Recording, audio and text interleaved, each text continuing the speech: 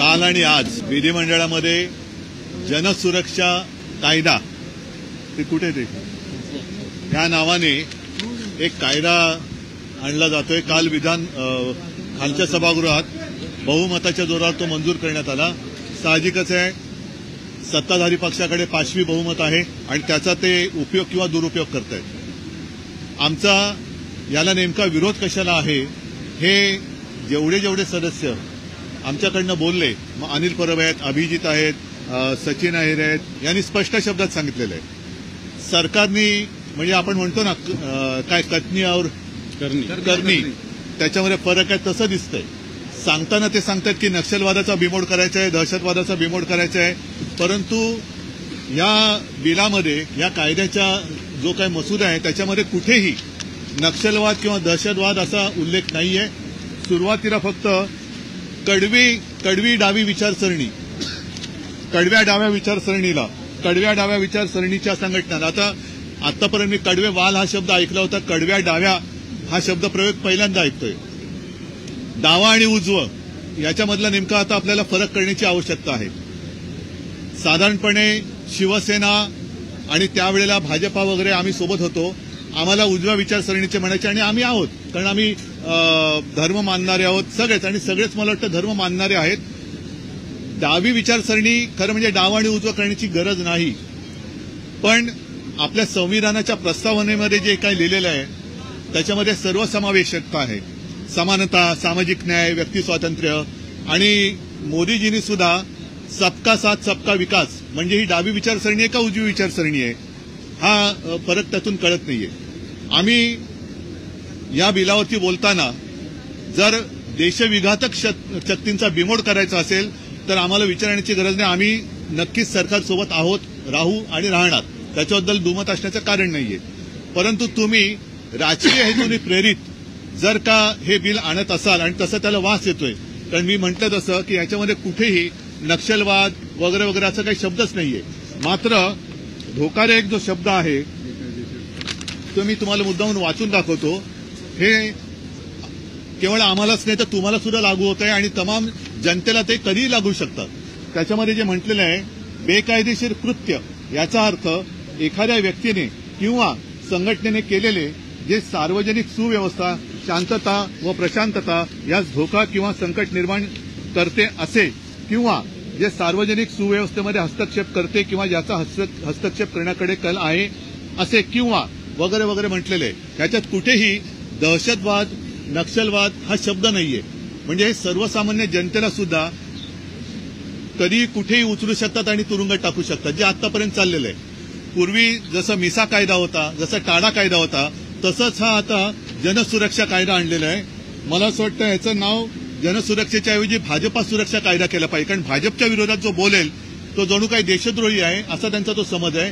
म्हणून आम्ही त्यांना सांगितले की आम्ही याला जरूर समर्थन दिलं असतं किंवा देऊ, पण तुम्ही ते त्यातले शब्द जे आहेत त्याच्यात सुधारणा करा. त्याच्यामध्ये स्पष्ट शब्दामध्ये देशविघातक कृती करणारे, देशद्रोही वगैरे वगैरे जे काय आहेत, नक्षलवादी, याचा उल्लेख करा आणि परत बिल आणा. पण असं जर का मोघम बिल आणलं की ज्याला काय आकार उकार शेंडा बुडका काही नाही, की धर आणि उठसूट टाक आज जे आज चाललेलं आहे. पूर्वी जसं मी म्हटलं की मिसा कायदा होता, टाडा कायदा होता, टाडाचा पण दुरुपयोग केला गेला आणि मग एक तर तू आमच्या पक्षात आहे नाही तर तुला टाडाखाली टाकतो, तसंच याचा दुरुपयोग होईल. आणि याचं स्पष्ट चित्र आज आम्हाला म्हणजे मला तरी सभागृहात दिसलं, कारण आमच्याकडनं बोलणारे कोण होते? अनिल परब, सचिन अहिर हे शिवसैनिक, अभिजित काँग्रेस, तिघच जण बोलले. पण त्यांच्याकडनं जे बोलले अगदी बिल कोणी मांडलं? योगेश कदम, मूळचा शिवसैनिक, दरेकर, त्याच्यानंतर प्रसाद लाड, त्याच्यानंतर हेमंत पाटील, यांच्यापैकी एक सुद्धा मूळचा भाजपाही नव्हता. म्हणजे जे तळत नकळत असं मला म्हणावंसं वाटतं की या धमकावण्याला बळी पडून तिकडे गेलेत अशा लोकांकडनं हे बिल आणलं जाते. तर याचा राजकीय दुरुपयोग केला जातोय किंवा जाईल असा आमचा अगदी आक्षेप आहे, आमचा समज आहे. आणि तो असल्यामुळे जोपर्यंत याच्यामध्ये शब्द येत नाहीत नक्षलवाद किंवा दहशतवाद, आता दहशतवादाचा बिमोड हा केला गेलाच पाहिजे. अगदी पहलगाममध्ये ज्या अतिरेक्यांनी धर्म विचारून गोळ्या घातल्या, हा कोणत्या बाजूचा, डाव्या विचारसरणीचा दहशतवाद की उजव्या विचारसरणीचा? पण त्यांना अजूनही पकडलं जात नाही का? कुठे गेले ते? तर जो दहशतवादी असेल किंवा आतंकवादी असेल किंवा नक्षलवादी असेल त्याचा जातपात धर्म विचारसरणी न बघता त्याला शिक्षा केली गेलीच पाहिजे. पण ह्या कायद्यांमुळे ते तेवढ्यापुरतं मर्यादित राहत नाही किंवा त्यांचा कुठे याच्यात उल्लेखच नाही. म्हणून आम्ही त्यांना सांगितलं की ह्याच्यात सुधारणा करा आणि आम्हाला न विचारता आम्ही तुम्हाला पाठिंबा देतो. ही एवढी स्पष्ट भूमिका आमची आहे. कम्युनिस्ट विचारधारा संपवून या राज्यांमध्ये देशामध्ये आंध्र प्रदेश, तेलंगणा, झारखंड, ओडिशा या राज्यांमध्ये हा कायदा लागू करण्यात आलेला आहे. जिथे भाजपची सरकार नाहीये त्यामुळे ह्या कायद्याला महाविकास आघाडी का विरोध करतात? आम्हाला मी जे काय सांगितलं ना त्याचा खुलासा ह्याच्यात त्यांनी करावा आणि मग आतापर्यंत ज्या दहशतवाद्यांचा किंवा नक्षलवाद्यांचा सामना शौर्याने, अतुलनीय शौर्याने, पराक्रमाने आपल्या महाराष्ट्र पोलिसांनी केला, कदाचित आता सीआरपीएफ आणलेले आहेत, आणखीन काही तिथल्या नागरिकांनी केला, त्यांनी तो मुकाबला केला आणि आपल्या देशाच्या गृहमंत्र्यांनी सांगितलं की येत्या काही दिवसात किंवा काही वर्षात हा नक्षलवाद आपण संपवून टाकू. मग कायदा नसताना देखील या लोकांनी तो नक्षलवाद केवळ शौर्याच्या जोरावरती संपवून टाकला किंवा संपवेपर्यंत आणला. अशा वेळेला तो संपत आल्यानंतर कायदा तुम्ही कोणासाठी आणताय? मग कायदा कोणासाठी आहे? आता माओवादी ऐका एक मिनिट, माओवादी देशातले जरूर शोधा, आमचं त्याला अजिबात हे नाहीये, पण त्याचा उल्लेखच नाही याच्यात कुठे. आणि माओवादी हा कुठेही जास्त चीनमध्ये आणि चीन अरुणाचलमध्ये घुसतोय, लडाखमध्ये घुसतोय, त्यांच्याबरोबर तुम्ही काहीच बोलत नाही आहात. एक्स्ट्रीमिस्ट लेफ्ट विंगचा उल्लेख याच्यात केलेला आहे. पण त्याच्यासोबतच जसा अर्बन नक्षल हा शब्द पुढे आला तसाच एक्स्ट्रीमिस्ट राईट विंग हा शब्द सुद्धा हे नवीन शब्दकोशात भर टाकतायत. आणि मी म्हटलं ना की भाजप सुरक्षा कायदा आहे, जो कोणी भाजप विरुद्ध बोलेल तो देशद्रोही आहे असं जर काय यांना वाटत असेल तर ते स्वतः विकृत मानसिकतेचे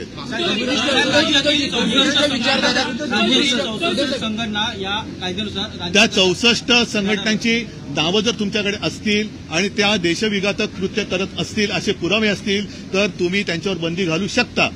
त्यांच्याबद्दल कोणी तुमच्या आड येत नाही, पण अशा 64 संघटनांची नावं जाहीर करा. त्यांना आम्हाला सगळ्यांना कळू द्या की कोणासाठी 64 संघटनांपुरताचा कायदा आहे का. कारण जे मी म्हटलेलं आहे की सार्वजनिक म्हणजे उद्या आता आम्ही मोर्चा काढला याचा अर्थ काय की बेकायदेशीर कृत्य, याचा अर्थ एखाद्या व्यक्तीने जे सार्वजनिक सुव्यवस्था, शांतता व प्रशांतता, म्हणजे आता परवा मराठी भाषा समितीने जो मुद्दा घेतला आम्ही त्याच्यात सहभागी झालो. कारण मराठीवरती अन्याय झाला तरी हे असले कायदे हे त्यांच्यासाठी केलेत का, तुम्ही आमच्यासाठी केलेत का? आम्ही उतरलो रस्त्यावर आणि उतरणार. मराठीवरती अन्याय झाला तर आम्ही रस्त्यावरती उतरणार आणि ते उतरू नये म्हणून तुम्ही कायदा असा आणताय असा आमचा समज आहे. त्यावेळी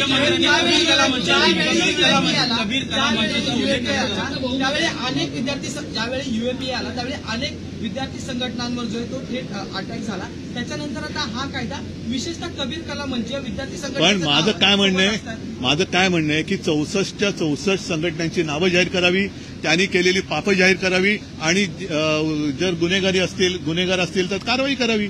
पण तुम्ही याच्यामध्ये मोघम, ज्याला परत सांगतो की शेंडा बुडखा नसलेलं हे विधेयक आहे, ज्याला काही स्पष्टता नाहीये, चौकट नाहीये आणि केवळ तुम्ही आम्हाला फसवून जनसुरक्षा म्हणत असाल तर उद्या तुम्ही कोणाला आत टाकाल आणि त्याच्यावरती तुम्ही आता हे सगळं चाललेलं आहे.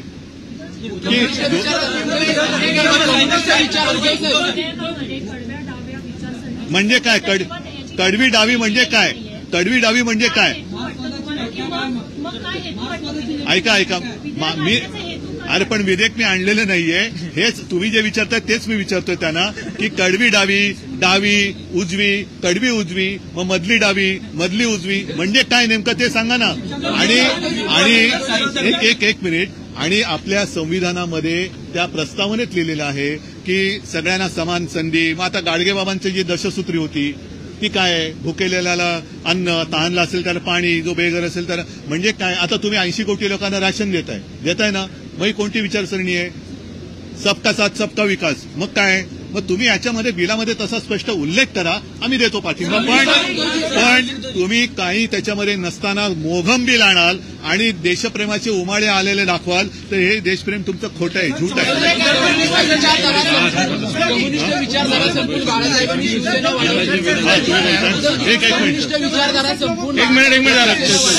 एक मिनिट आता विधान परिषदेमध्ये जे माननीय उद्धवजी ठाकरे साहेबांनी आता सांगितलं, पोटातलं ओठात या लोकांचं येत आहे. आता परिषदेमध्ये बोलत असताना प्रसाद लाड या भारतीय जनता पार्टीच्या सदस्याने शिवसेना प्रमुख मान्य बाळासाहेब ठाकरे यांचा उल्लेख केला. शिवसेना प्रमुख मान्य बाळासाहेब ठाकरे यांनी मुंबईमध्ये ही विचारसरणीचे लोक मारले अशा प्रकारचं वक्तव्य केलं. याचाच अर्थ, याच्यावर आम्ही ऑब्जेक्शन घेतलं, याचाच अर्थ यांच्या पोटात अशा पद्धतीनं हा विचार सगळा संपवण्याचा आहे. नक्सलाइट्स होते का मुंबईत? तर नाही. डावी विचारसरणीचे लोक कम्युनिस्ट पार्टी आज पण आहे, भारतीय कम्युनिस्ट पार्टी आहे, मार्क्सिस्ट कम्युनिस्ट पार्टी आहे, या सगळ्या लोकशाही मार्गाने लढतात. पण तो भारतीय जनता पार्टीच्या सदस्यांनी ज्या पद्धतीनं शिवसेना प्रमुखांचं नाव घेतलं याचा आम्ही निषेध केला. या विधेयकाला पूर्णपणे विधान परिषदेमध्ये आम्ही विरोध दर्शवून सगळ्यांनी सभात्याग केलेला आहे, वॉकआउट केलेला आहे, एवढंच तुम्हाला सांगतो. आणि आमचं असहमती पत्र पण आम्ही माननीय सभापतींना सादर केलंय आणि आम्ही राज्यपालांकडे सुद्धा या संदर्भात जाणार आहोत. काँग्रेस, राष्ट्रवादी, पूर्ण महाविकास आघाडी यांनी अशा पद्धतीनं हे पत्र सुद्धा दिलं आणि राज्यपालांना सुद्धा आम्ही भेटून विनंती करणार आहोत की या बिलवर तुम्ही सही करू नये. ऐका एक मिनिट मला बोलू द्या. थोडक्यामध्ये काय की जरी या बिलाचं नाव त्यांनी जनसुरक्षा असं ठेवलं असलं तरी जनसुरक्षा नाही. कोणत्याही जनाला कधी पण केव्हाही कोणत्याही आरोपाखाली हे तुरुंगात टाकू शकतील असं हे भयानक बिल आहे. म्हणून जनतेने याच्यापासून सावध राहावं की हे तुमच्या सुरक्षेसाठी नाही, हे भाजपच्या सुरक्षेसाठी आहे.